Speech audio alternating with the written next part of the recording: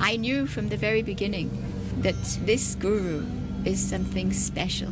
Baba is a revolutionary par excellence. He brings change in every area of life. Baba to me is the oneness of everything. He's a very miraculous, a very powerful person. He gives love so Indira much. Gandhi got it in her head that Baba would be her downfall. My guru is in jail because he opposes this whole system. He propounded one theory known as PROUT, and that was the cause for persecution. Baba did not come randomly to this planet. He came with a mission, and he came at a critical juncture in history.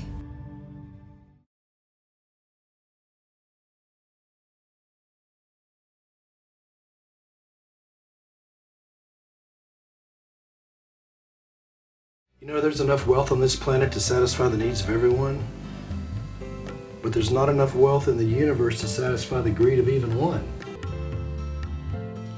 One of the principles of PROUT is that there should be no accumulation of wealth without the permission of society.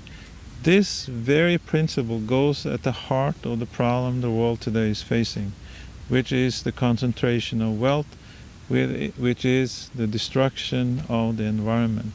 It is caused by the very fundamental principle of capitalism, which is that there is freedom of accumulation, unlimited freedom to accumulate wealth. There's another principle of PROUT that says that there should be maximum utilization of resources and proper distribution of these resources.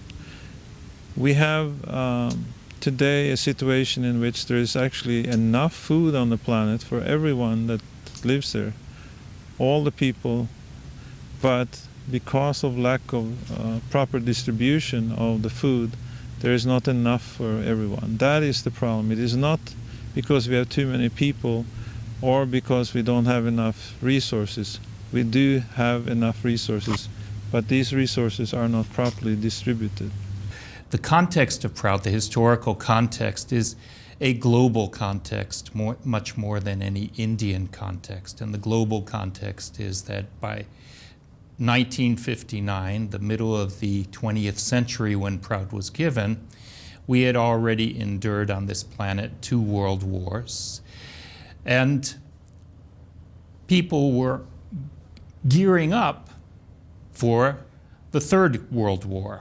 There was an expectation of it. The Cold War between Russia and the US was already in play. Communism was viewed as a global menace, and capitalism was beginning the post-war economic boom or benefits that occurred in capitalist countries had already gone on the wane, and now the gap between the rich and the poor was extending once again.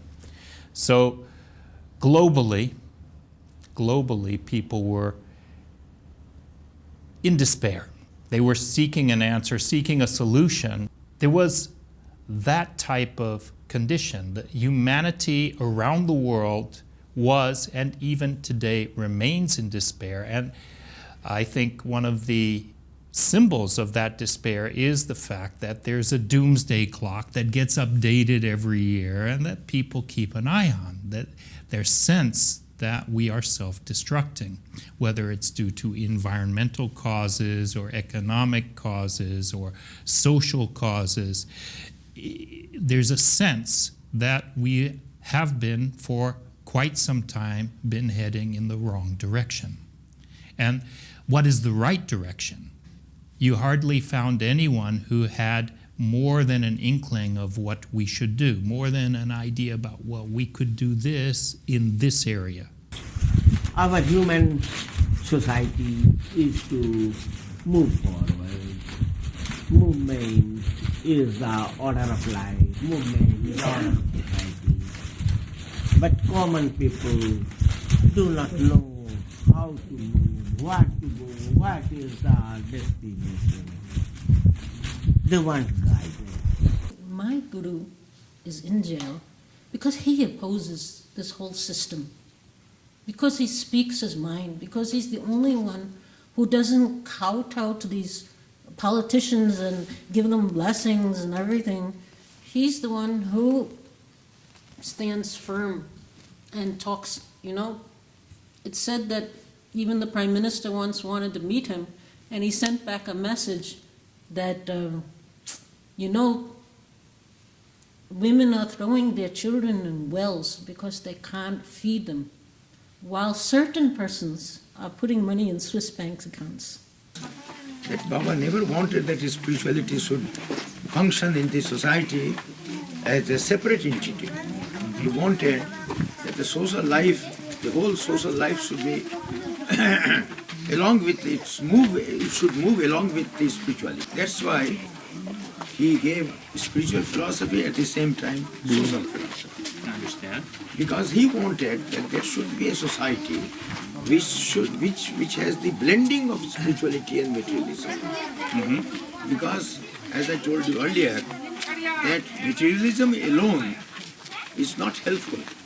It is creating so much problem in the world today.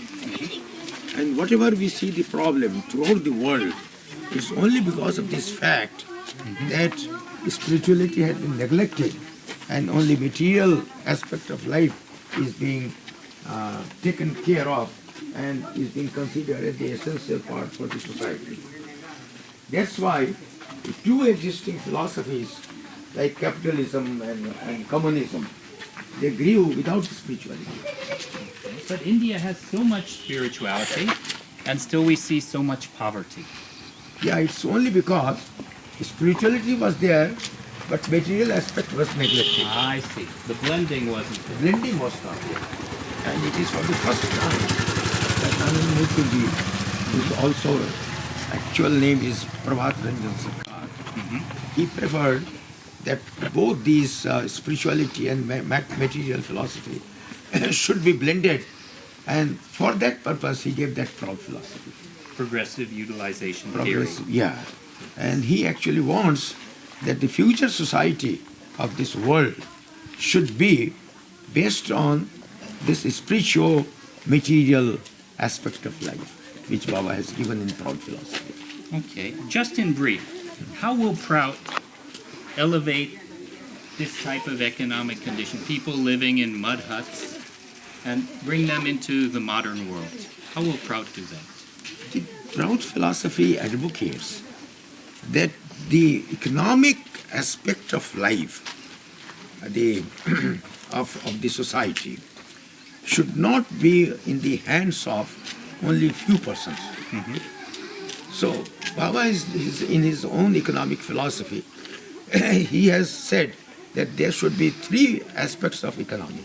Mm-hmm. One, to be governed or controlled by the state government. Mm-hmm. The other, the middle aspect of economy should be controlled by the society, by the social people in the form of cooperative. Even the very big industries will be formed on the basis of cooperative. And that means the cooperation of all the people of the society will be there. Mm-hmm. They will be the master of the industries or big companies. They will be the master. And not private ownership. And not only the few individuals will be the owners. Oh, I understand. So, with the help of cooperative industry and state-managed industry and small industry will be given to the individuals. That is what Baba has planned in his PROUT philosophy. So naturally, when all the human beings, all the even village people or the city people will be involved in the economic development, naturally there will not be disparity. Right. Much disparity, I should say. Right. Later, Baba called that economic democracy, no? Yes, yes. Our philosophy is known as economic democracy. Not political democracy, Yeah. but economic democracy. And it is always progressive. See, in the beginning, the minimum necessity of life will be guaranteed. To everyone. In the beginning, minimum necessity of the life will be guaranteed to everyone. Mm-hmm. And later on, as the economy will grow, so naturally the benefit will go to everyone. So everyone will slowly grow and become more economically developed and intellectually developed and the spirituality.